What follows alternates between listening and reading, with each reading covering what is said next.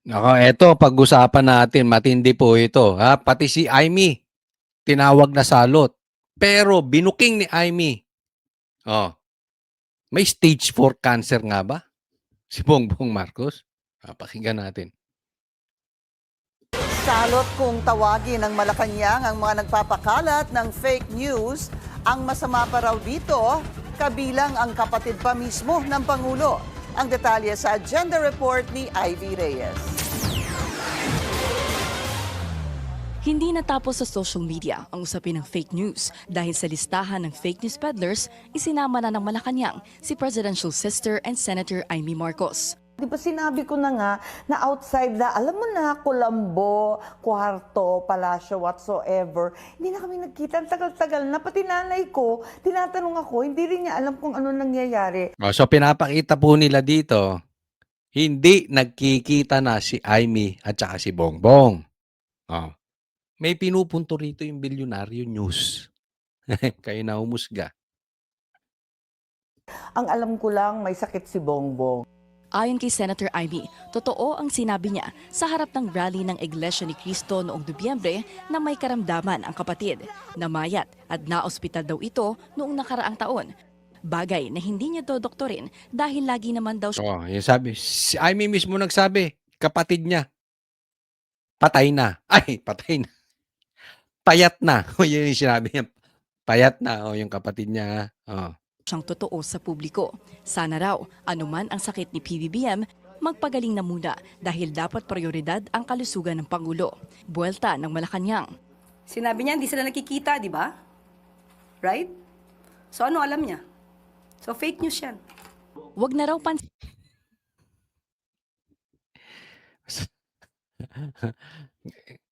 Alam mo, ito yung mga ganitong klase. Pag hindi na nila ma-explain ng isang bagay, alam mo, ang sasabihin lang nila fake news. Oh. Diba? Ang bilis nila magsalita ng fake news yan, fake news yan, fake news yan. Pero ayaw naman nilang patunayan kung hindi totoo. O may sakit, ayaw nila sabihin. Basta may fake news, fake news. Bakit? Hindi sila nagkikita, fake news yun. O paano mo malalamang may sakit? Pambira, hindi lang kayo nagkita, hindi mo na malalamang may sakit. Diba? Ay, halimbawa ako, tanungin mo, hindi ko pa nakikita ang Afghanistan. Pero sigurado ko may Afghanistan. Ano, fake news ako kasi hindi ko pa nakikita. Ay, fake news ka, Coach Solly. Paano mo mapapatunay may Afghanistan hindi mo pa naman nakikita? Ganun yun eh. Hindi, alam mo, hindi mo kailangan malaman kung ang isang tao may sakit, lalong-lalo na kapatid mo. Diba?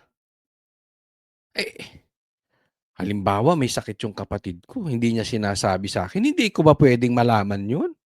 Malalaman at malalaman ko kapatid ko yun. Yung kapatid ko nga papunta-punta sa iba't ibang bansa eh. Oh, paalis-alis. Hindi ko alam.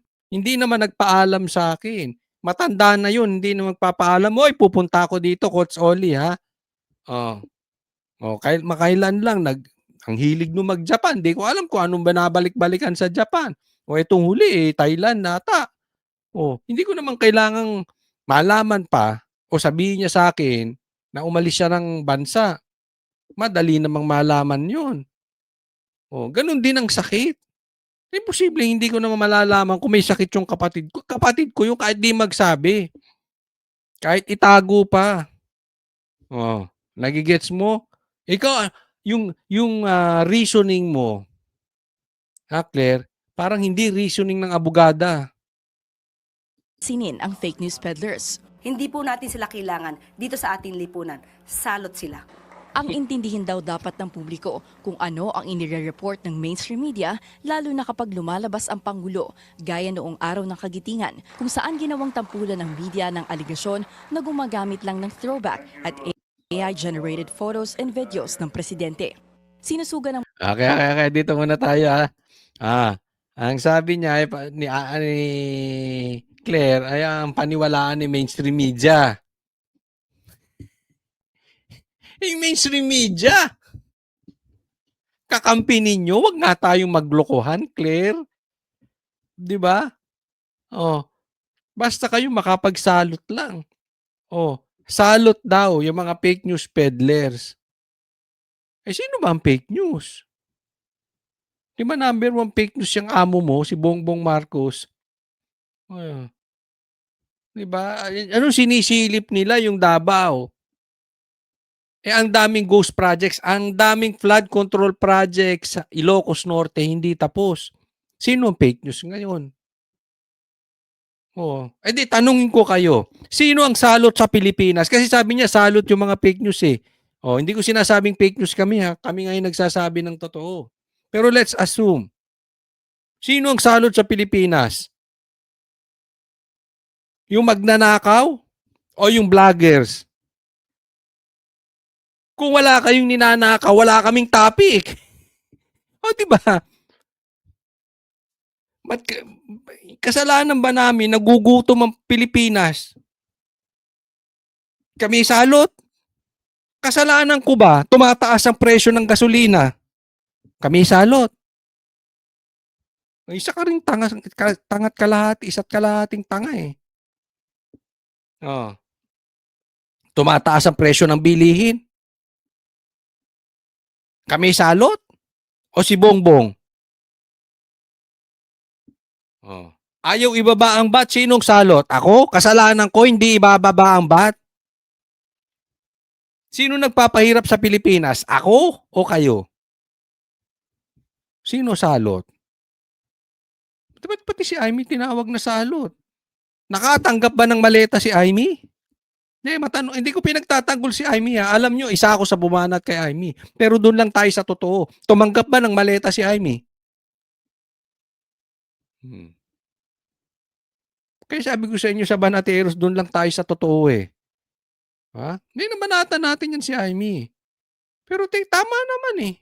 Sino man nagpahirap sa Pilipinas? ng presidente. Sinusugan ng Malacanang ang pahayag ng press organizations nitong nakaraang linggo na nanindigang hindi gawain ng mga mamamahayag ang mameke ng report dahil pangalan at kredibilidad ang nakataya sa bawat storya. Sa kabila raw ng ingay ng mga fake news peddler, ang Pangulo focused sa trabaho, hindi sa bakasyon o anumang pamumulitika. Ang nakakabahala lamang dito ay ang personal na galit, personal na interes at personal na ambisyon ay gamitin ng taong bayan na galitin ang puso ng bawat isa sa atin. Galit na galit si Claire. Kung makaasta to, kala mo, kapit ka ba? Hindi ako nagtatanong lang ha. Kasi yung asta mo parang ano eh. Parang hindi ko maintindihan. No? Siya ba ay PCO? Oh. Ng presidente? O ni Lisa? Hindi ko na malaman kung kanino ba tong galit na ito eh. 'Di ba? Parang galit na galit siya eh. Hindi ko alam kung ito ba ay galit ni Bongbong Marcos o galit na ni Lisa. O galit mo, hindi ko alam kung ano ba kayo, triangle? Yan ba ba ay boses ng, yan ba ay galing pa ba sa Pangulo yung ganyang klase? Kasi kung ganyang klase, wala na sa ayos talaga. I mean, kahihiyan ang ginawa ninyo dyan sa PCO na yan. Focus kayo kung saan-saan eh. Hindi ko maintindihan bakit. You have to understand, frustrated ang taong bayan dahil ghost projects. Sabi nyo may hanggang ngayon walang nakukulong na mastermind. Hanggang ngayon hindi tumataas ay hindi bumababa ang presyo ng gasolina. Tapos kayo pa ang galit sa taong Can you blame the people? Hindi po kami yung You are giving us too much credit. Nagpapasiklab ng galit ng Pilipino. Hindi. Kahit anong sabihin namin dito, kung maganda ang presyo ng gasolina, walang korupsyon, maraming natatayong infrastructure, maganda ang pamamalakad, mapayapa ang kalsada, kahit anong putak ko rito, Hindi magagalit ang taong bayan. Baka nga wala na silang pakialam sa akin eh. Bakit? Hindi sila gutom. Maraming trabaho. They will just work and be happy. Kaya maraming galit ngayon. Kahit na yung mga taong hindi gutom. Dahil meron silang kamag-anak na gutom. Meron silang kapitbahay na gutom. Meron silang malapit sa buhay na gutom. Dahil sa pagnanakaw nyo mga animal. Diba? Tapos sisisi nyo sa amin. Hindi. Ang dali nyong patunayan na mali kami. Ayusin ninyo ekonomiya. Tingnan ninyo kung may maniwala kung pumutak-putak pa kami rito.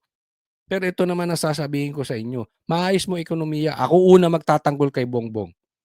But I doubt that is impossible kay Bongbong. Sa pamamagitan ng paglalahad ng kanilang fake news. Yan ang nakakabahala. Dapat daw ingatan nating huwag umabot sa puntong nabubuhay na ang lipunan sa maling impormasyon. Para sa agenda, Ayan, so maliwanag. Ha? Maliwanag. Hindi mo na budol. Part 2 ang Banateros. Hindi mo na budol si Coach Oli News Part 2. Nabola mo yung iba, kami hindi. Nung 2022 election. Nabudol mo yung iba pero ako hindi. So, maghunos dili kayo sa pagsasabi nyo ng fake news at huwag ng paniwalaan. Hindi po lahat ng DDS gullible. Natuto na eh. Kahit yung mga nabudol nyo noong 2022, hindi na sinakyan yung ganyang balita. Hindi man lahat, pero meron. Oh, eto sasabihin ko sa inyo. Nakatanggap kayo ng maleta. Yan ang sinabi ng mga ex-Marines. Tandaan nyo po itong sasabihin ko. Focus tayo doon. Ha? Kasi kung si Bongbong mamamatay, mamamatay yan. Huwag kayong mainip. At kung mabubuhay si Bongbong, mabubuhay yan. Huwag din kayong mainip. Focus tayo doon sa pagnanakaw nila para tumigil na ang pagnanakaw. Okay? Yung kamatayan niya, bigay na natin sa Panginoon. Ako, naniniwala ako. God, you cannot mock God. Whatever you sow, you will reap. Hindi man siya mahusgahan sa buhay na ito. Mahuhusgahan siya sa susunod. Focus po tayo sa issue ng ghost projects. Next po.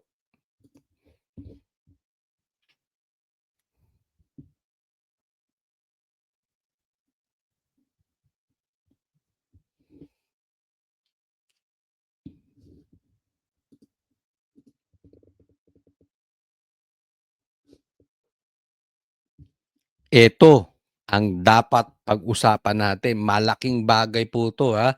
Nako, kailan lang, nung Sabado, na-interview namin sa SMNI ito si Libiste. Ito na naman, meron naman bagong pasabog. At, ikikwento ko sa inyo. Oh, yung mga off the records na usapan namin. Abangan nyo na. Basta panurin muna natin to. Okay? Ayos. Sinusuportahan ko ang panawagan ng ating mga resource persons na pababain ang buwis sa langis. Ngunit 1.5 buwan na tayong nagdidiskusyon dito at kung hindi tayo mag-schedule ng botohan para pababain ang value-added tax sa aking pananaw, nag-aaksaya lang tayo ng oras dito. Kaya ayaw ko nang pahabain pa ang diskusyon. Nais ko pong talakayin na ang ating susunod na aksyon.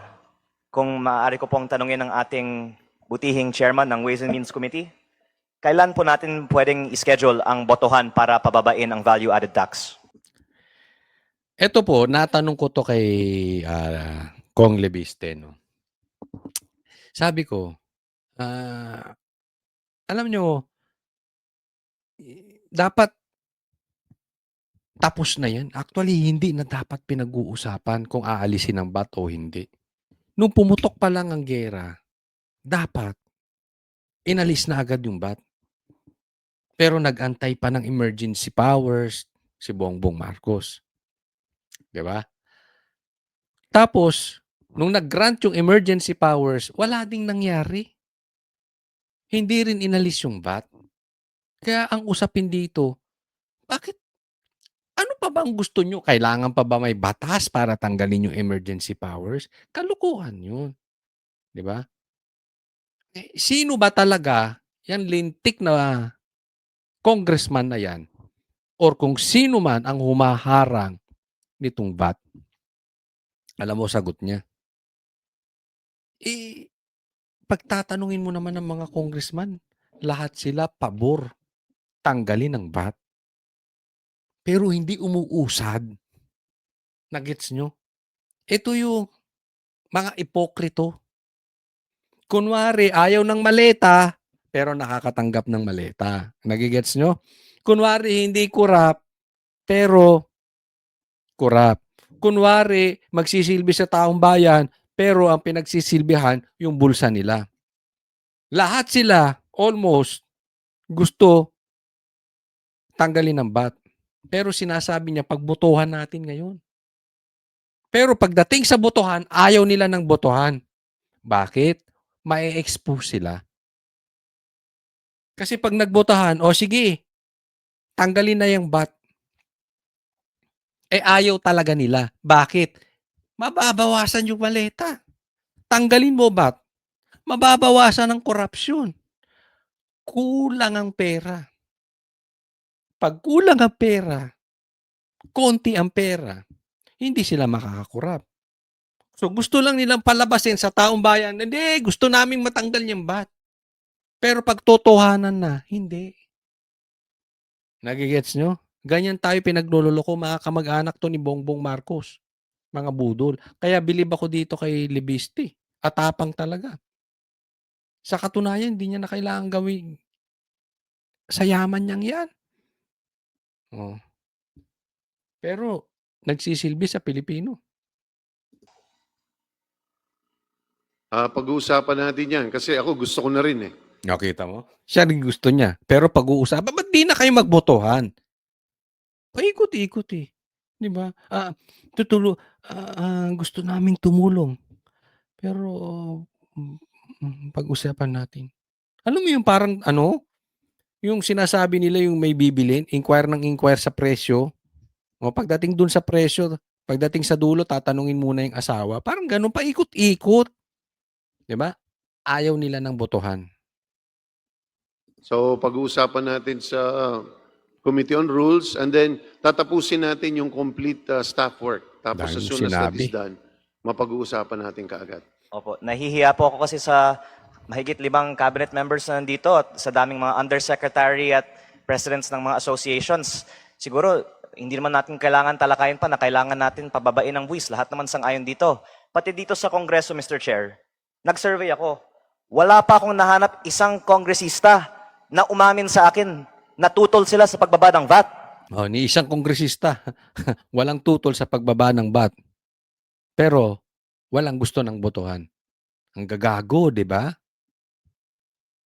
Tinanong ko si Manong Rufus. In favor. Si Congressman Yap. In favor. Huwag mo na isa-isahin, sayang oras mo. Si Congressman Tino. In favor. Nag-roll call voting na tayo dito, Chair. Maraming mapagkunwari dyan, ha? Wawarningan lang kita, ha? Kaya importante, Mr. Chair, roll call yung botohan natin. Totoo naman, marami mapagkunwari dyan. Hindi yung pasikreto. Tama. Yung sinabi niya sa amin dapat magkaalaman. Malaman ng taong bayan sino ang ayaw tanggalin ng VAT. At dapat malaman din ng taong bayan ano ang posisyon ng Kongreso. Kasi sinisisi tayo, Mr. Chair, eh. Pero sa pagkakaalam ko, hindi sa Kongreso ang humaharang sa pagbaba ng VAT. Hindi ba, Mr. Chair? Hindi ang Kongreso ang humaharang. Kaya huwag nyo kaming sisihin. Gusto naman Congressman pababain ang VAT. Si Chairman Kimbo, Matanong ko kayo, naniniwala kayo na mga congressman, di ba? ayaw gustong pababain ng VAT? Kasi libiste, sigurado ako. Pero yung iba diyan, mapagkunwari yan. Napakabuting tao ito. At hindi ito nagsisinungaling. Teka. Pag mga ganyan, usually yan yung bago katayin eh. Para pinapalambot mo. Para mo ako nilalagyan ng butter ah. Mr. Chair, kung maaari ko pong tanungin kayo, nag-usap tayo nung isang araw. Tinanong ko po si Mr. Chair, pwede na ba natin pagbotohan ang suspension ng VAT sa langis? Kahit hindi muna sa lahat ng bilihin, sa langis po muna. Ang sabi ninyo, Mr. Chair, may kumokontra sa kabinete. Sinabi ko ba yun? Mr. Chair, kung Lunes ngayon ano? Kung hindi nyo po bawal ang tatanggihan, pagsisinungaling ha? papangalanan ko na lang po. Sinabi niyo po sa akin, ayaw kasi ng aking kababayang Batanggenyo pababain ang value-added tax sa mga bilihin o sa petroleum products. Pinangalan niyo po sa akin, si Executive Secretary Ralph Recto ang humaharang sa pagbaba ng value-added tax. Si Batman. Si Batman Recto. Pambihira to si Recto. Palibhasa, mayaman na. Alam mo yung VAT na yan, automatic yan. Dapat tinatanggal agad-agad yan pag ganitong krisis. Bakit gusto nyo ang taong bayan ng mag-suffer? Hindi yung maleta nyo. Alam mo, natanong ko yan kay Kong. At ang sinabi niya, ang gusto kasi, no, ito hawak ng oligarch. Hawak ng mga mayayamang negosyante ang maraming politiko. So, hindi nila po pwedeng mataksan ng malaki ang mga oligarch. Yung mga negosyo nila protected sa tax. Kaya nga, 'di ba may dinisiplina pa nga si PRRD na nawalan ng prangkisa dahil hindi nagbabayad ng tax. Napakalaking kumpanya, napakalaking tao, hindi nagbabayad ng tax. Tapos, yung VAT, automatic yun idinadagdag sa atin. Sino ang natataksan? Middleman. Nagigets nyo na? So, para yung mga mayayaman hindi mataksan dahil hawak ang mga politiko, saan kukuha ng pera? Di sa VAT. Sino ang tinatamaan ng VAT? Yung mga middleman.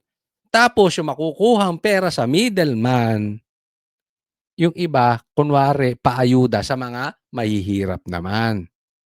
Nagigets po natin. Ganyan po ang sistema.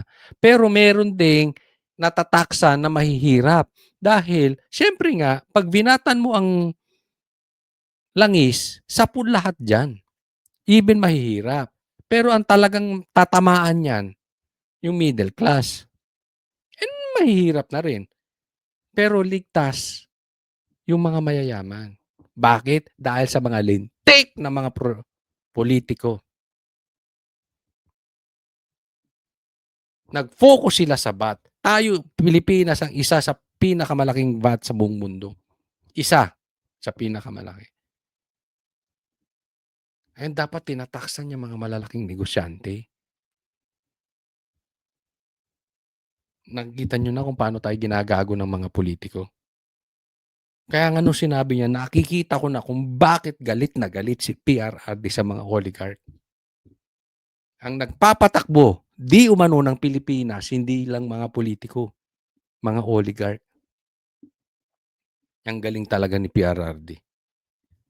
At yung nangyayari ngayon, this is just an example. Matibay na katibayan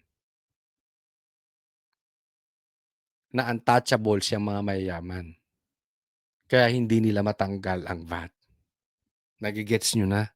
Kaya hirap na hirap silang tanggalin yung VAT. Hindi ko maalala yan. Ang dami natin pinag-usapan. Napag-usapan ba natin yan?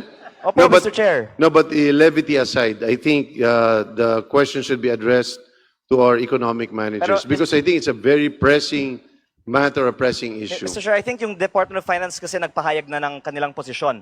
Natutol nga sila sa pagbaba ng value-added tax. At ang gusto kong igiit dito, yung separation of powers. Kasi ang Kongreso ay hindi naman dapat sunod-sunuran lamang sa ehekutibo. Kung gusto nating ipasa ang pagbaba ng VAT, hindi natin kailangan sundan ang rekomendasyon ng position paper ng Department of Finance na pinirmahan ni then Secretary Ralph Recto. Tama po, Mr. Chair. Yun. Ang galing mo talaga. Separate branch sila. Legislative sila. Pwede namang automatic patanggal na yung VAT na yan. Bakit hawak sila sa leeg ng executive? Kaya sabi ko sa inyo, salot yan si Recto. Claire, yan ang salot, hindi kami. Hindi yung nagbabalita. Ang salot, yung nagpapahirap sa taong bayan, yung VAT. Pero, huwag kayong makakalimot ha. Hindi lang po si Recto. Tandaan po ninyo, pati si Bongbong Marcos, hawak niya yan eh. Sekretary niya yan. Siya naglagay dyan. Diba? Kung ayaw ni Recto, di ibig sabihin ayaw nung boss. Sino ba namang sabihin ng boss? Lintik ka, tanggalin kita dyan, animal ka. Pag sinabing tanggalin yan. Sino ka ba? Di palitan mo kung ayaw sumunod, sekretary mo eh. Kaya wag nyo kaming paikot-ikutin, Bongbong Marcos. Budol talaga kayo. Ayaw nyo tanggalin yung VAT. Pag gusto, may paraan. Pag ayaw, maraming dahilan. Tapos, kinokontrol nyo yung legislative. Kaya hindi ako naniniwala na kaya nagnanakaw si Romualdez ay walang kinalaman. Si Bongbong nakukontrol mo nga ngayon eh. Ang Congress eh. Hindi pagbuto-butuhan yung bat na yan. Yung pagnanakaw pa ng pinsan mo. Wala kang influence. Tigil-tigilan nyo kami. Ito pa lang oh. Kitang-kita. Hawak sa liig ni Bongbong Marcos. Hindi man lahat. Kasi kung ang masusunod si Libiste, may botohan na yan. Ba't wala? Hawak kayo ng executive. Hindi natin kailangan sundan ang DOF. Well, paalala ko lang uli, Kong Lean, nakapangalan ng aking paboritong anak. Ha? Ang Secretary ng Finance ngayon ay hindi na si... Opo, pero inamin niyo sa akin, Mr. Chair, dahil siya ay Executive Secretary, nilalalim mo lang ang aking puwagbulgar ng ating confidential na diskusyon. Sinabi niyo sa akin, Mr. Chair, si ES, hindi mo nga sinabi Recto si ES, walang ibang ES naman, Mr. Chair, di ba? No, but in all Ay seriousness... ayaw na ibaba ang VAT. Mr. Chair, I would just like to put it on the record. Totoo ba ang sinasabi ko na nag-usap tayo tungkol sa pagtutol ni ES sa pagbaba ng VAT o hindi? Mr. Chairman, point of order. I'm sorry, gusto Ikaw ko na lang bang ginigrill? linawin, Ikaw hindi na po ako tinatanong? nagsisinungaling dito. Totoo ba o hindi na si ES ay nagpahayag ng kanyang pagtutol sa pagbaba ng VAT? Sa pagkakaalam ko, malinaw na malinaw dito, Kong Lean, na marami sa mga cabinet members natin, hindi lang siya, all our economic managers have put their position na tutol sila sa pagbaba ng VAT. Sabi ni Secretary Balisacan last week, pabor siya. Kaya wag natin ilaglag si Secretary Balisacan. Hindi niya sinabi yun. Ang sinabi Mas niya progresibong buwis dapat. ang sinabi niya is kailangan natin balansin at makita kung ano magiging Pero epekto. ang sinabi niya, kailangan mas progresibo ang buwis. And I'm sorry that I'm discussing the approval of a measure in front of our resource persons, pero in all honesty, I find it a waste of our time to keep on listening to people recommending that we suspend taxes. Congress passed a law to suspend the excise tax on petroleum products almost a month ago. And today, we have not yet seen a suspension on diesel. Siguro ang susunod na panukalang batas, Mr. Chair, hindi na authorizing the President to exercise a suspension of the tax. Siguro, Mr. Chair, dapat ang Kongreso na ang magdesisyon sa pagbaba ng VAT. At bago ako magtapos, gusto ko lang pong linawin for the record, Mr. Chair. Isatabi na natin yung posisyon ng ibang mga miyembro ng kabinete. totoo ba o hindi na minsan nagpahayag si Secretary Ralph Recto ng kanyang pagtutol sa pagbaba ng VAT? Totoo pa ba o hindi? Alam ko on paper malinaw sa DOF ang kanilang hesitation or at least pagtutol sa reduction ng VAT. At ang aking panawagan na lang po ay simple. Ang Kongreso ay hiwalay sa ehekutibo. Tayo ay narito bilang mga halal na opisyal, hindi po bilang mga appointees. Kung gusto ng mga miyembro ng Kongreso pababain ang VAT, nananawagan ako sa Kongreso, botohan na natin ang pagbaba ng VAT. Oh. So, yung kokontra sa botohan, Batman din. Ganun kasimple, 'di ba? Ba't ayaw mo ng botohan? Oh, pero sasabihin mo gusto mo maalis ang VAT, gusto mo mababaan ng VAT, pero ayaw mo magbotohan? Ano 'yun? You are contradicting yourself. Di ipokrito ka. Hmm. Kahit na ayaw ito ng Executive Secretary o kahit sinong miyembro ng kabinete. Maraming salamat po, Mr. Chair. Maraming salamat, Kong Lian. Alam mo, tuwing tinatawag kita, hindi ako nagsisisi. Sana pag maglabas ka ng material dyan. Sige. Anyway, but Nagmamadali pa thank ako, you, Mr. Chair, Lian. kasi kailangan kong puntahan ang aking mga kababayan. Alam mo maraming sinabi sa amin ito si Kong Lebiste, no. Sa katunayan yung iba nga na record ko. Hindi. Joke lang, no. Pero sabi niya, sa tamang panahon ilalabas niya. Okay? Pero alam mo, kayo diyan sa Congress, identified namin kung sino magnanakaw diyan. Kaya yung mga pa-effect nyo, yung panggigipit nyo kay Sara, tapos kunwari ang lilinis nyo. Napa-plastikan kami sa inyo na tumatanggap din kayo ng maleta. Naku, marami dyan sa inyo. Diba? Anong tinanong ko nga eh. More or less lang. Bakit ba hindi umuusad yung investigasyon sa ghost projects? Kalahati ba? 50%? Ilang porsyento ba ng mga congressman ang nakatanggap? Nasa kalahati ba? Alam mo sagot, lagpas kalahati. Yan yung sinasabi ko, ang dami nilang pera para tahimik. Tapos na dapat to eh. Matagal nang tapos dapat. Hanggang ngayon walang nakukulong. Oh. Bakit? Nabusalan ang mga bibig ng ibang kongresista. Maraming kongresista. Ganyan din po sa vlogger. Ang dami naming kalaban ngayon. Bakit? Ang dami kasing pera sa kabila.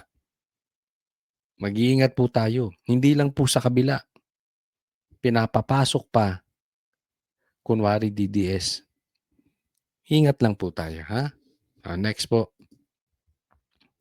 Ito po, nangyari po ito kahapon. At gusto kong bigyan ng komentaryo kasi may mga nagsasabi na panakip butas daw ito lang si Baste. Kasi bigyan po natin ng komentaryo. Nanumpa na bilang presidente ng PDP Laban si Davao City Mayor Sebastian Duterte. Ayon sa national spokesman ng PDP na si Attorney Ferdinand Topacio, matagal nang nagsisilbing PDP Laban President si Duterte. Actually po si Mayor Baste has been the new president for a while. Last year pa po nung nag-file ng leave si Senator Robin Hood Padilla para mag-concentrate siya sa kanyang legislative work. Si Mayor Duterte rin ang pangunahing convener ng Reform Alliance for Good Governance and Accountability o RAGE Coalition na inulunsad kahapon.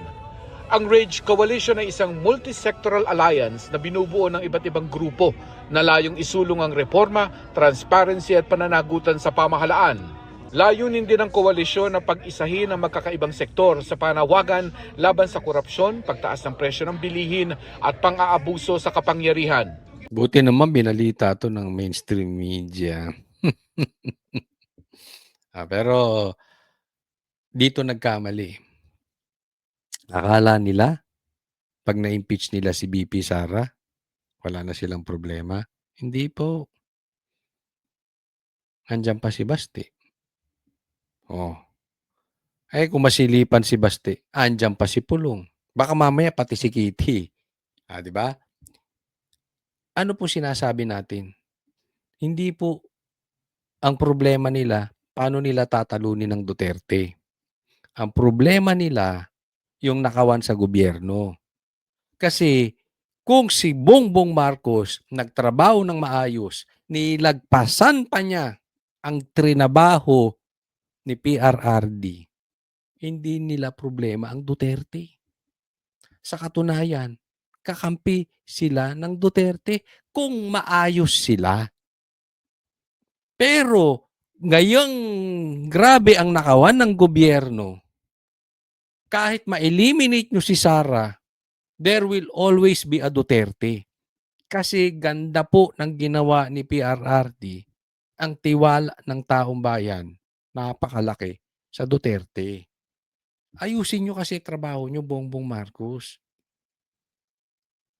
Sa kanyang talumpati, binatikos ni Mayor Duterte si Pangulong Bongbong Marcos at inungkat ang isyu ng maanumalyang flood control projects. Siya nagbukas ng usapin ng flood control na may mga ghost project. Kaya ako tumahimik talaga. Kasi hinayaan ko na mag-self-destruct yung yan. Kasi alam kong sasabog sa mukha niya yan. Pag ikaw eksekutibo, you cannot point at someone else for the mistakes of your administration. Mismo. Diba? Sasabog. Kaya sasabog naputukan sa mukha si Bongbong Marcos. Sumabog sa mukha niya yun eh. Hindi po pwede na ang kapalpakan ng nasa paligid mo wala kang kasalanan. Hindi po pwede yun. Di ba? Yun ang sinasabi. Hindi, walang kasalanan si Bongbong. Medyo mahina lang, kaya gano'n. Hindi, wag nyo kaming lokohin dyan. Siyang presidente, may kinalaman siya dyan. Hindi ako naniniwala na walang kinalaman si Bongbong Marcos. Marami pong nagsasabi, marami po kaming nakakausap. Marcos is the mastermind. Di umano. Responsibilidad mo yan, ibig sabihin, either di ka nag-iisip o kulang ka sa pag-iisip o hindi mo talaga gusto yung trabaho mo. Sagot dyan ng palasyo, hindi yan ang pananaw ng Pangulo. Nais daw ng Pangulo na managot ang dapat managot sa maanumalyang flood control projects dahil galing yan sa pondo ng bayan. Ang pagpapaimbestiga sa maanumalyang flood control projects ay self-destruction para sa Pangulo. Parang kakaiba po yata ang kanyang pananaw. Ang Pangulo po, kahit maapektuhan at matamaan ng kanyang administrasyon, kahit ang kaalyado man niya ay kaibigan niya o kamag-anak niya ay maapektuhan, ipagpapatuloy po ang pag-iimbestiga sa flood control projects. Kalokohan. Di ba, nakatanggap ng maleta si Sandro, anak niya. Ano sinasabi nito si Claire? Magsi-self-destruct daw yung pag-iimbestiga ng ghost projects. Ang ibig niya sabihin, sabi ni Baste, babalik yan, yung pag-iimbestiga ng ghost projects sa pagmumukha ni Bongbong. Tinatanggi ni Claire. Luka-luka talaga. Kahit kamag-anak daw, pambihira. Yung kamag-anak mo, anak mo, tumanggap ng maleta. Pinsan mo, tumanggap ng maleta. Nakakulong ba? Paano hindi magsi-self-destruct? Nagpuputo ka na sa pagmumukha ni Bongbong Marcos. Pinuputo ka na siya sa mukha. Di ba? May nakakulong. Hindi, wag na tayo magpaikot-ikot. May nakakulong bang mastermind? May resulta ba? Meron bang nahahabol? Ang daming nakatanggap ng maleta. May nakakulong ba? May iniimbestigahan ba dun sa mga nakatanggap ng maleta? Sinong gusto nyo ikulong? Si Kiko Barsaga. Sinong kinulong nyo? Si PRRD. Si Pastor Kibuloy. Diba? Inuuna nyo yung mga kritiko ng gobyerno na nagsasabi ng totoo. Pero yung mga nakatanggap ba ng maleta si Pastor? Nakatanggap ba ng maleta si PRRD? Sinong gusto nyong paimbestigahan si Sara? Nakatanggap ba ng maleta? Sinabi mismo ng ex-Marines, walang natanggap ang Duterte. So doon tayo sa resulta. Wag na tayong maglokohan dito. Hindi kailangan ng Pilipino ang paikot-ikot. Doon tayo sa resulta. Ano nangyari sa ICI? Yung investigasyon nila. Inimbestigahan si Sandro at saka si Tambi. Executive session, closed door investigation, hindi minidya. Tapos wala na. Tapos itatanggi mo, Claire. Bakit? Dahil ito po ay pondo ng bayan na dapat i-report sa bayan. Kung mayroon dapat na managot, iyan ang Yan sinasabi, laki daw ng budget ng PCO. Sinabi yan sa amin, ni Chabit. Di ba? Ang daming nagsasabi sa aming politiko, ang laki ng budget ng PCO. Eh ako, hindi na lang ako magugulat kung malaki din ang tinatanggap nito si Claire. Eh ako, tanungin ko kayo. Sa tingin nyo ba, bukod sa sahod, walang natatanggap to si Claire? Eh, parang imposible, parang hirap paniwalaan. No? Kasi kita nyo kung paano siya magtanggol. Oh. Talagang galit na galit pa siya. Enjoy mo yan. Mag-ipong kang mabuti.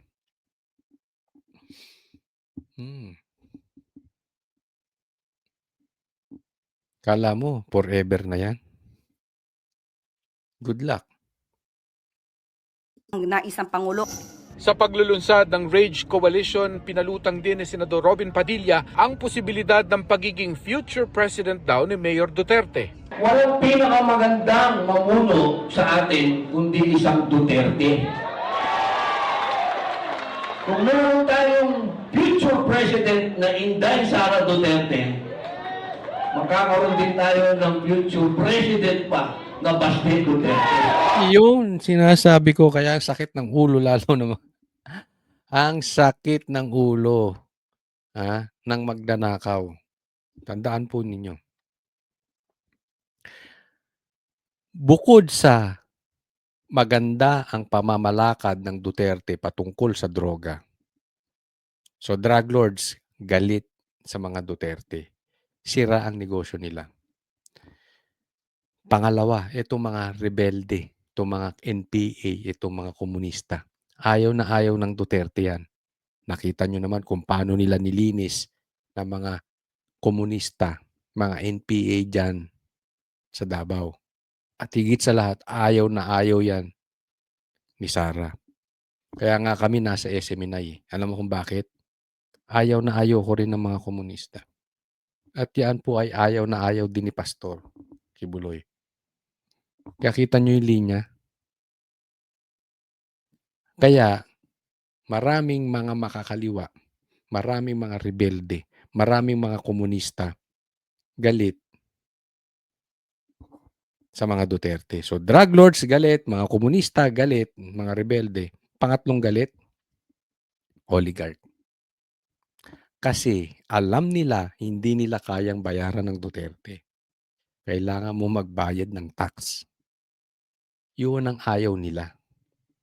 Yung hindi nila kontrolado ang politiko.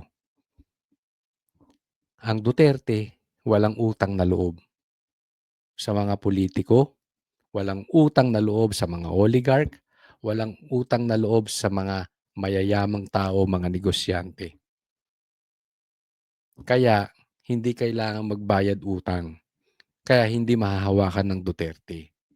So, yung mga magnanakaw na mga politiko, sira ang kickback. Kaya maraming galit sa Duterte. Isipin mo kung makaupo si Sara, tapos ang susunod si Baste, tapos sila dyan. Tapos sila dyan.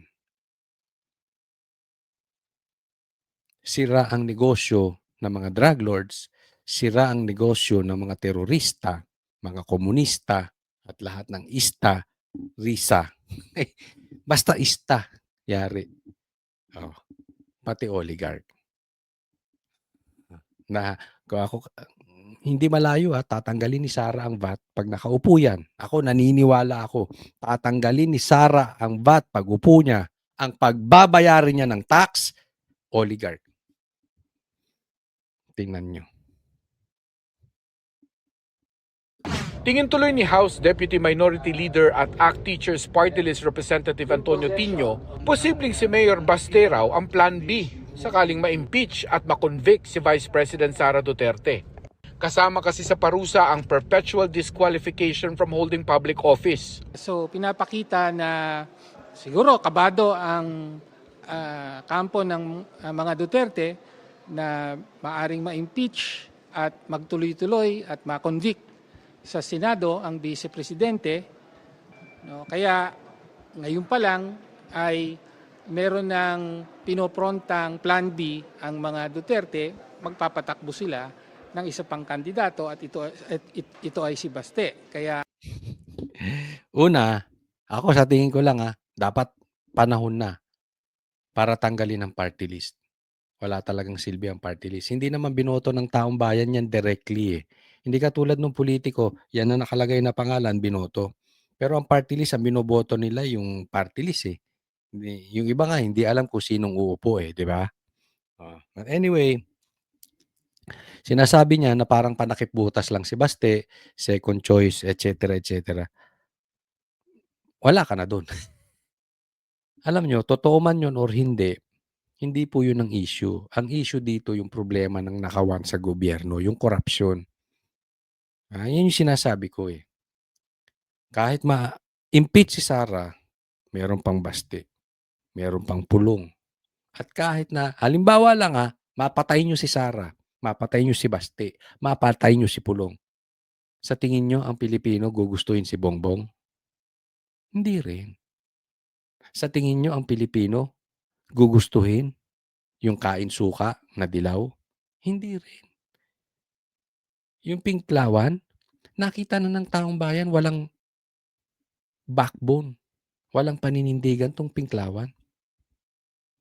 Sa gitna ng kagipitan ng Pilipino, hindi sila nanindigan.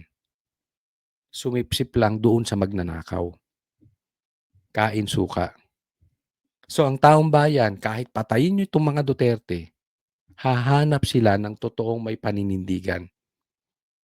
Na ayaw sa korupsyon ni Bongbong Marcos at ayaw sa kain suka na sipsip kay Bongbong Marcos. So hindi nyo makukuha. Ang Panginoon magtatayo at magtatayo ng leader sooner or later with Duterte or not Duterte na susugpo sa mga abusado sa gobyerno. It's just a matter of time. ginawa siyang presidente ng PDP at meron pa ngayong binuong koalisyon. Ito ay para bigyan ng national platform ang isa pang Duterte.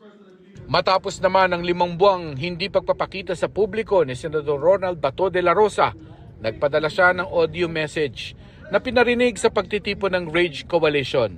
Sa panahon ito, hindi na sapat ang kanya-kanyang laban. Kailangan natin ng isang timid, isang direksyon at matibay na paninindigan laban sa katiwalian, pag-aabuso at mga hakbang na naglalayong patahimikin ang oposisyon. Mark Salazar. May balita na ang totoo daw, si Bongbong patay na. May nagsasabi pa, stage 4 cancer. No. Ito po, pag-usapan natin, ano ba talaga ang totoong lagay ni Bongbong Marcos? Pasok. Sino mag-jumping jump? Naglakad na hulog. Naglakad na. Can you tell everyone na magalit na rin? Ano po? Grabe, no? Ibang klase na talaga ang mga politiko ngayon, ano? Pero, iba na eh. Ngayon, dati, ang mga magnanakaw nakahubad. O ngayon, ang mga magnanakaw nakabarong. Dati, pag mag-e-exercise ka, kailangan nakasuot ka ng pang-sports. Ngayon, nakabarong na, pambihira. Ano ang pambansang kasuotan ng mga maiitim ang budhi? Barong. Ayoko na magbarong. Kaya ako, nag-stay na ako sa Amerikana. Gusto ko sana mag-shift to barong eh. Ayoko na, pambira. Yan ang suot ng ano. Oo, magugulang na tao. Ayan this is hindi sa tape. It is I am carrying my statement for this afternoon, which is what I'm going to make. It is April 14. We're going to talk about the excise tax. Yon. Nadinig ninyo? Ha? Fake news si Bongbong Marcos. Nadinig, hindi nyo nadinig, ha? Sabi niya, excise tax daw. Pinagmamalaki niya. Dati kasi, pagka proof of life, malalaman mo na hindi replay yung video, yung dyaryo ang ipinapakita. Di ba? Ano yung headline ng araw na yon? Ito, ang pag-uusapan daw, excise tax. Pero, ang sinabi niya, April 14. April 13. Nilabas nyo yung video, April 13. Monday.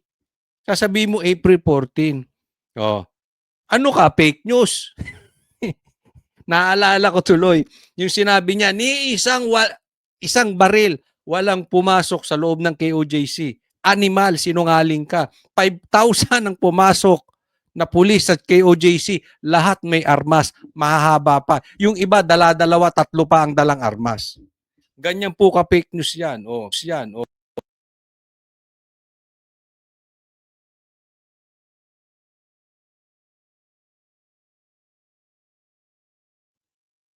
So, di ba?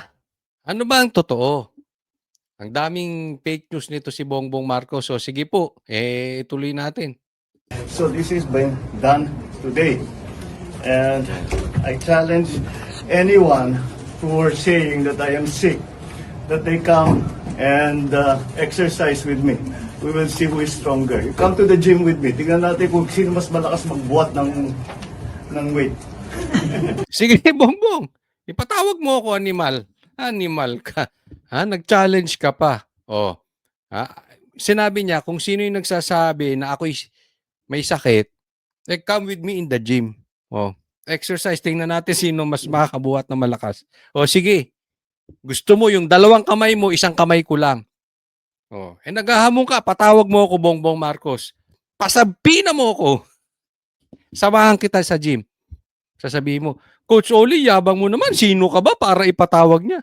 Ganyan ang mga ano nila eh. Di ba? Pag hinahamon natin ng drug test si Bongbong, sasabihin nila, sino ka para hamunin mo ng drug test si Bongbong? Eto siya naghamon. Bagamat hindi ko sinabing may sakit siya, sige, ikaw naghamon. Patawag mo ako, samahan kita sa gym. Matagal na ako hindi nakaka-workout kasi medyo naging busy ako. Matagal na po, siguro bago pa magpasko, hindi na ako nakaka-workout. Tayo puro cardio lang. So, hindi tayo nakakapagbuhat. Sige, ipatawag mo ko, di magkasubukan tayo. Kasi pinagmamalaki niya, wala siyang sakit. Hindi po. Hindi, wala kang sakit, kaya kaya mo mag-gym. Hindi. Yung iba nga, basketball player Naglalaro pa ng basketball. Inatake sa puso, patay. Hindi mo makukuha sa ganyan yan. Pakitaan mo kami ng medical bulletin. Kung maglabas ka ng opisyal, anong totoong kalagayan? Nagpapa-check up ka, sabi mo sa ospital, hindi maglabas yung ospital. Diba? Hindi mo makukuha sa... Hindi porket wala kang sakit, nakakapag-jumping jacks ka. Pero alam mo, gusto... Ganyan si Bongbong Marcos, di ba? Pag nagsisinungaling. Wag na tayo maglokohan. Di ba? Pag hindi niya kayang sagutin ng isang bagay, patawa-tawa. Sabi, hinahamon ka ng drug test. Tawa-tawa siya. Why should I? Tawa-tawa. Eto po, kung matagal na po kayo nakikinig kay Coach Oli, yan po, lagi ginagawa niyan. Basta magsisinungaling. Basta hindi niya kayang paliwanag ang isang bagay, patawa-tawa. Diba? Ako nga sabihin, ang mga kababayan naman natin, ngayon, tiniyak ko na makita ninyo na hindi totoo yung mga sinasabi nila, na kasinungalingan yan. Kaya mula ngayon, yung mga taong yan, na nagsabi sa inyo na may sakit ako, na baldado na ako, ngayon alam ninyo, puro sinungaling yung mga yan. Kaya't lahat ng sasabihin ng mga yan, kasinungalingan. Ayan. Sabi ko sa inyo di ba? Oh, alam mo, Bongbong Marcos, naisahan ka ng Banateros. Nagulangan ka ng Banateros. Ha? Kung gusto nyo ng tunay na balita, Coach Oli News po ang panoorin ninyo. Panoorin nyo, Banateros. Bakit? Hindi namin sinakyan yan. Alam namin patibong yan. 'Di ba? Sinasabi na namin sa inyo. Ha? Dito kayo makikinig. Kung meron kaming balita, ilalabas namin sa aming vlog. Ilalabas ko dito sa aking vlog o sa SMNI. Ha? Sabi ko sa inyo patibong ano sinasabi niya? Simula ngayon, wag na kayong makikinig dyan. Kasi mga sinungaling yan. Mga fake news yan. So yan lang po ang gusto ng gobyernong ito. Ha? Para mabawasan yung nagbabalita na sila ay magnanakaw. Yan po ay tunay. Hindi po yan fake news. Kayo ay magnanakaw. Pero hindi namin sinabi yung patay ka na. Hindi namin sinabi may stage 4 cancer ka. Ewan ko doon sa mga kasamahan ko sa Banateros. Pero kami, nag-uusap-usap kami sa GC. Alam na namin noong una pa lang, hindi totoo yan. Patibong yan. Si Coach Oli hindi nagsabi na stage 4 cancer yan.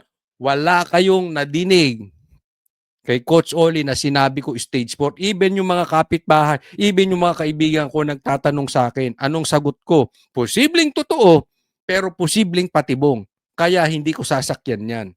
Yan ang gusto nila. Maubos ang mga DDS vloggers. Excuse me po, change us. Ibahin po ninyo ang Banateros.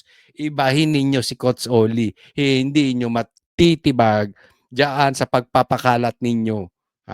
Para kagatin namin ang fake news. Excuse me po. Ang atupagin natin, ano sinasabi ko? Ano pinopost ko sa Facebook? Ang atubagin natin, hanapin yung mga nakinabang sa maleta. Yung mga mastermind ng Ghost Projects. At isa ka doon, Bongbong Marcos.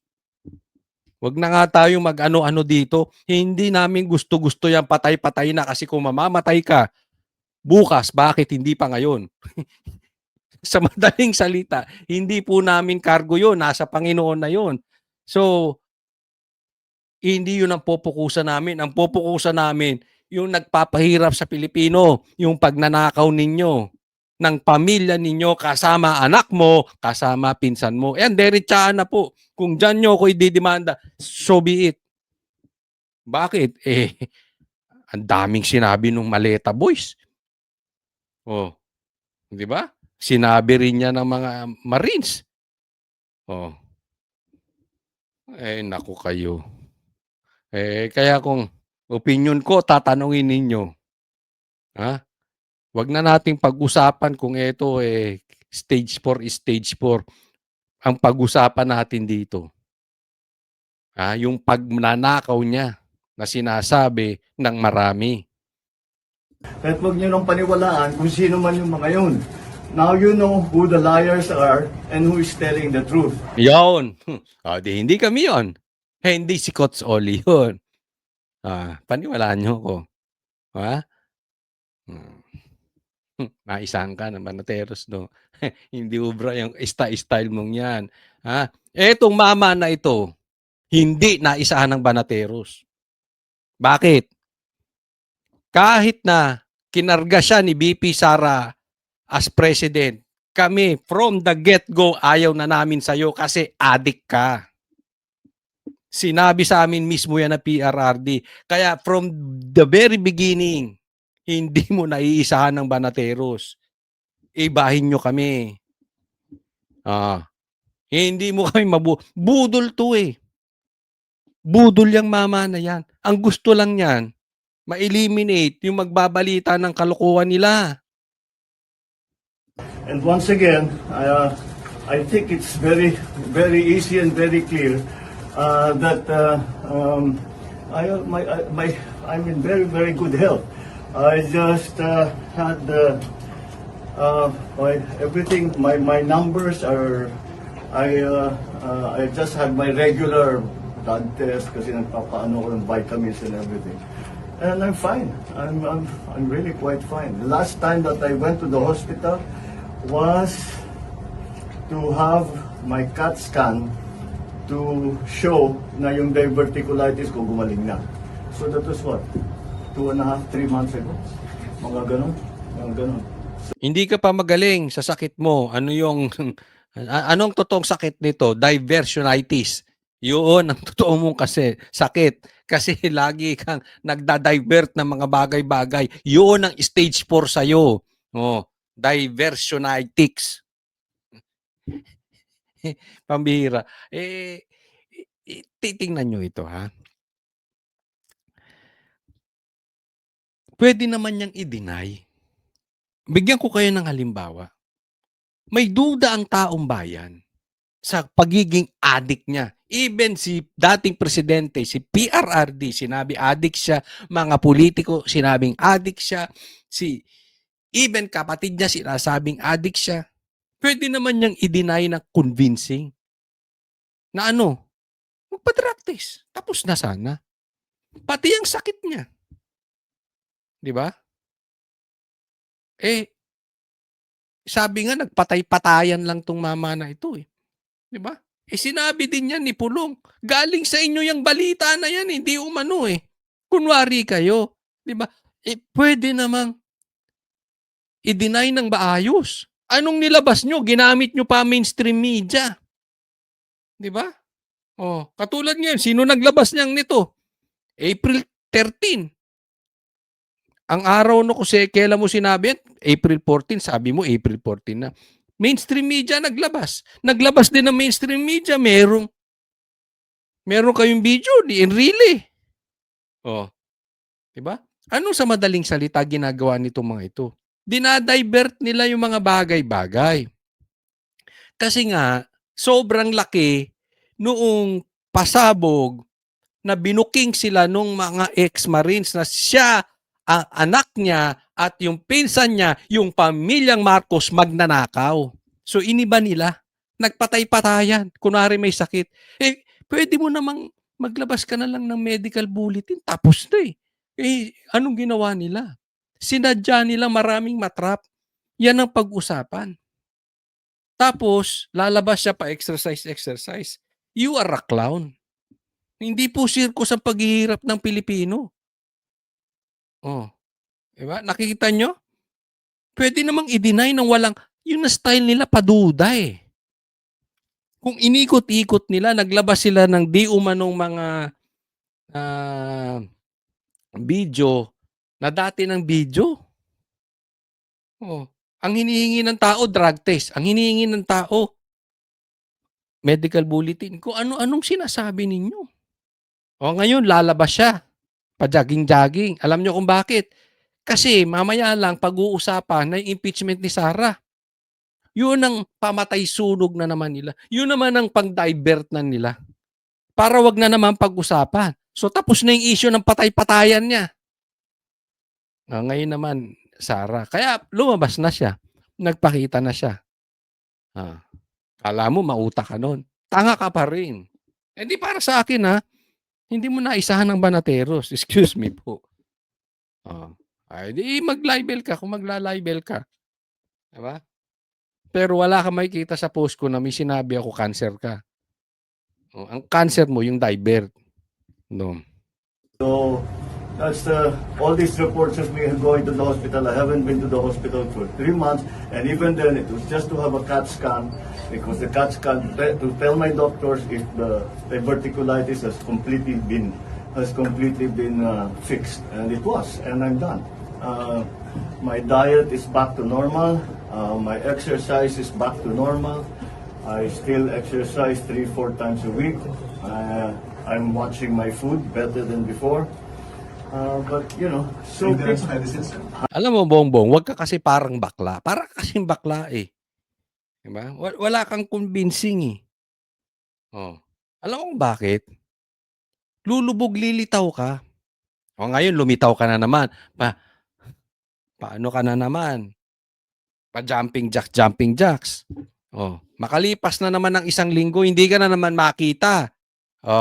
Tapos lalabas na naman yung balita na napa-ospital ka. O, lalabas na naman na mahina ka. Tapos hindi ka na naman makita. O, eh sabi nga nung iba, nagpapa-check up ka. Yung iba naman sinasabi, nagpapalaglag ka ng tama. Kasi bangag ka. Ay di, ano bang sabi ng kapatid mo? Lulong ka. Yan ang totoong kalagayan mo. Lulong ka, Bongbong Marcos. Kaya nga, alam mo wala sa'yo, Bongbong Marcos? Consistency. Lulutang ka tapos lulubog. Oh, para kang palitaw. Lutang lubog, lutang lubog. Kulang na lang sa'yo, lutang libog eh. Hindi ko, ewan ko. Sige, gusto nyo, magpustahan tayo. Diba? Bagamat di ako nagsusugal. So, pustahan tayo. Mamaya, mawawala na naman yan. Mga ilang araw, hindi mo na naman malaman kung sa matagpuan. Diba? Sasabihin nila, nasa Amerika, nandi sa probinsya. Asan ba sa talaga? Ang dami nating problema, minsan di ka matagpuan. Oh, tapos magyayabang ka, paglabas mo, sila sinungaling. Anong kabaklaan yan, Bongbong Marcos? Nako. I'm sorry? Maintenance medicine? Maintenance medicine for, no, I have, okay, two. One for gout, which is lopurinol. Nung nasa lahi namin mga Ilocano, magka-gout eh. No, excuse me po. Ako po Ilocano. I'm half Ilocano, half Tagalog. Wala po akong gout. Excuse me po. Hindi po kasi ako nag-a-addict. Hindi ko sinasabi yung mga may gout, nag-a-addict ka. Hindi po. Pero huwag mo nang idama yung mga Ilocano sa mga pinagagawa mo kasi nakakahiya eh. Parang sinasabi mo lahat ng Ilocano magnanakaw. Parang sinasabi mo lahat ng Ilocano. Hindi po totoo yun, ha? And the other is for high blood pressure, for hypertension. Those are the only two medicines that I take. The others that I take are no, nothing really. When I have allergies, I take an antihistamine. Pero wala naman ngayon. Aside from that, that's it. That's it. I'm not a great believer in supplements. If you eat well and you exercise regularly and you get regular sleep, yun lang medyo kulang ako yung tulog. But paano addict ka nga? Sige, taas ang kamay ng mga nanunood dito na mayroong malapit sa buhay, masakit man, pasensya na po, pero may mahal kayo sa buhay na nag-a-addict. Di ba? Hirap makatulog. Eh, hindi ka makatulog. Hindi dahil sa marami kang ginagawa, nawawala ka nga parati. otherwise, everything is normal, and I'm happy to say that I'm healthy. You want me to do more jumping jacks? Army dozen. I can do the army dozen. Army dozen. So eto na ngayon. Pag ang isang tao healthy, magja-jump, kaya jumping jacks. O sige, try ko kaya 1,000 jumping jacks.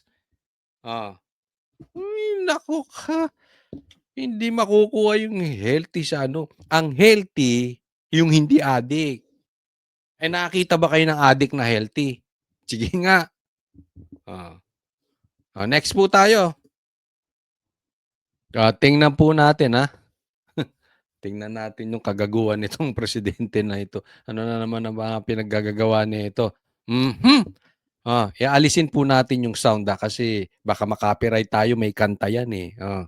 Diba? Sige, panuorin natin tong ay, nako. Ay, nagja-jogging. Kung ikaw ba naman hindi ka isa't kalahating tanga, magja-jogging ka nakabarong, naka-slacks.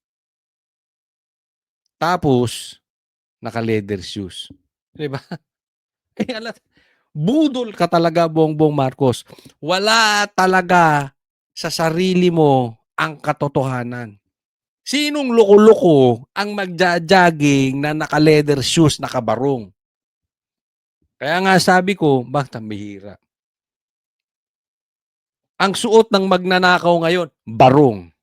Ang suot ng mga nagja-jogging at nag-exercise, barong. Ano kayang susunod? Tapos, yung sekretary mo, ang hinuhuli, nakahubad.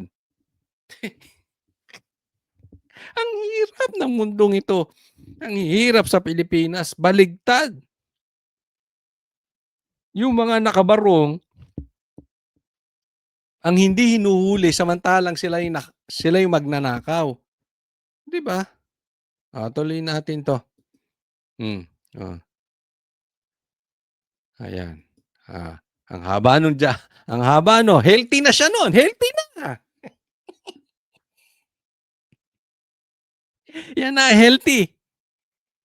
Yan no ang walang cancer. Hindi ko sinasabing may cancer siya. Wala po ako sinabi sa vlog ko may cancer siya.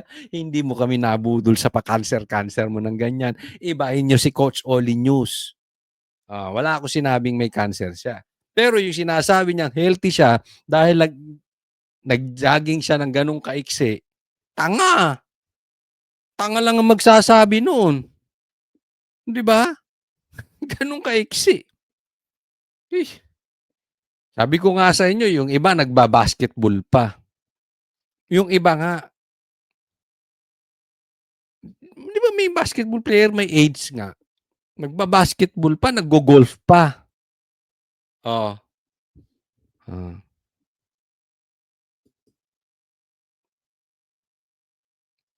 Ilan? Ilan yung jumping jacks mo? Ilan?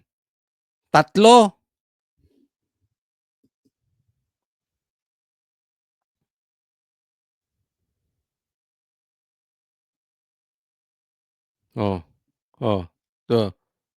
Ayos na. Healthy na yon. 2 sets of 3. Ito talaga si Bongbong Marcos. Walang kasawa-sawa kung hindi lokohin ng mga Pilipino animal. Ikaw magpapa-presscon ka. Mag-e-exercise ka. Kung hindi ka ba naman, Coach Oli, intindi mo yung konteksto. Gusto niya ipakita malakas siya. Asan ang katotohanan doon? Diyan mo gustong patunayan na healthy ka? Sa 3 jumping jacks? At saka sa 50 meters na takbo?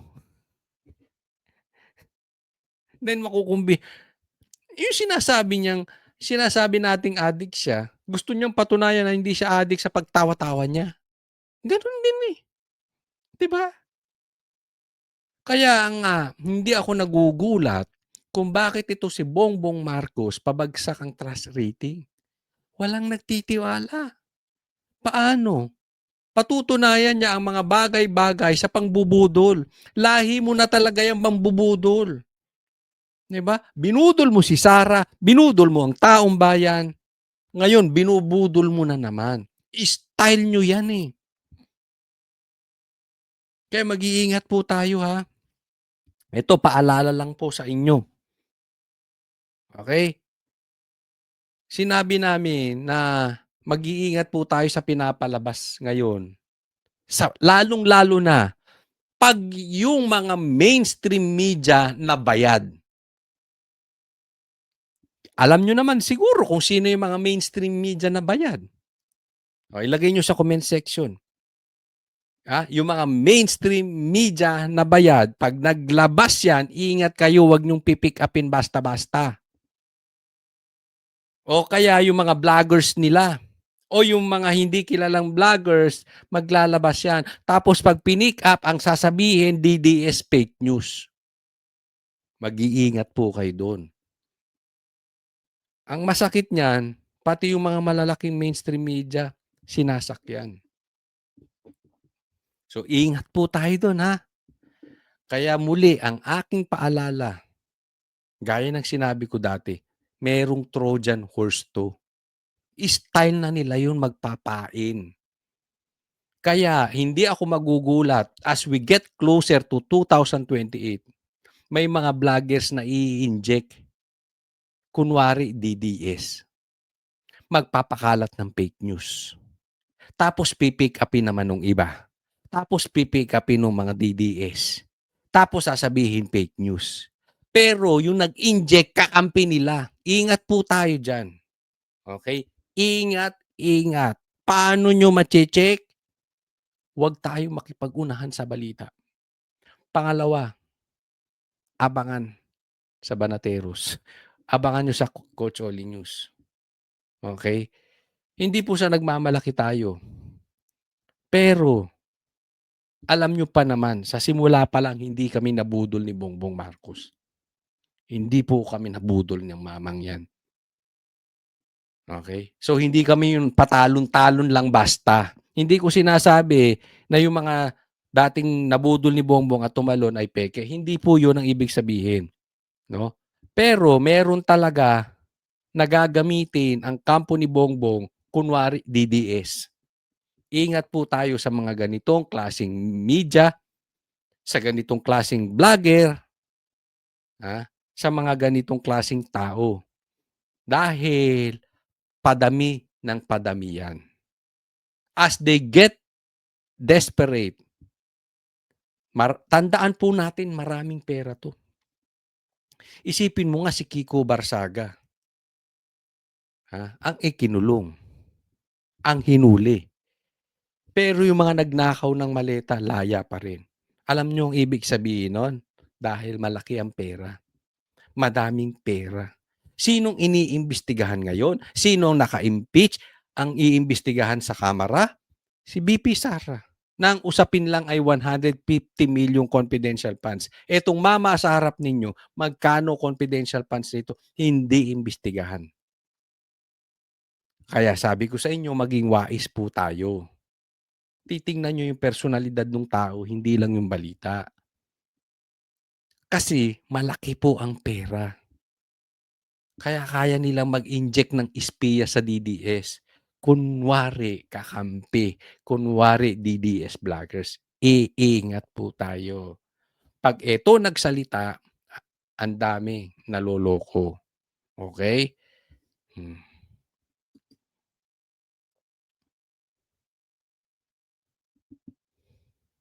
Yan, okay na siya niyan, no? Diba? You are a clown. Ano yan, 50 meters, 100 meters? Healthy na? Clown to. Ang presidente natin ngayon, clown. Diba? Siguro, Bongbong, ayusin mo yung pagtaas ng presyo ng gasolina. Doon po tayo mag-focus. Hindi yung pakikipaglaban mo sa propaganda. Yung pagtatanim ninyo ng hindi magagandang mapatunayan nyo lang na maayos kayo. Ay, walang pakialam ang taong bayan. Mamatay ka, healthy ka, walang pakialam. Ang pakialam ng taong bayan, ibaba mo presyo ng gasolina. Matigil yung pagnanakaw. Hindi kung ano yung mga ano yung ganyan. Marami pong aasahan ngayong linggo na ito. So, abang-abang lang po tayo, okay? Ingat lang po muli, ako yung nagpapaalala. Ingat tayo sa mga trap o patibong ng gobyerno. Ingat po sa pagpapaniwala sa mga balita. Kasi gusto nilang ma-eliminate yung mga DDS no, na hindi nila kayang bayaran. So, kunwari na lang, magpapakalat sila ng fake news at pipikapin para mabansagang fake news peddlers. So, ingat lang po tayo Basta subaybay lang po kayo dito sa ating channel. Huwag pong kakalimutan, mag-subscribe po kayo dito sa channel po, Coach Oli News. And malaking tulong po, i-like nyo po itong video na ito. Request ko lang po yan. Sana po sa ating pagbabalik sa pagbablog, medyo nahinto tayo, mga 2 linggo ata. No? So, 2 o 3. Basta mga mahaba-haba rin. Sana malaking tulong may bibigay ng pag-like. God bless po.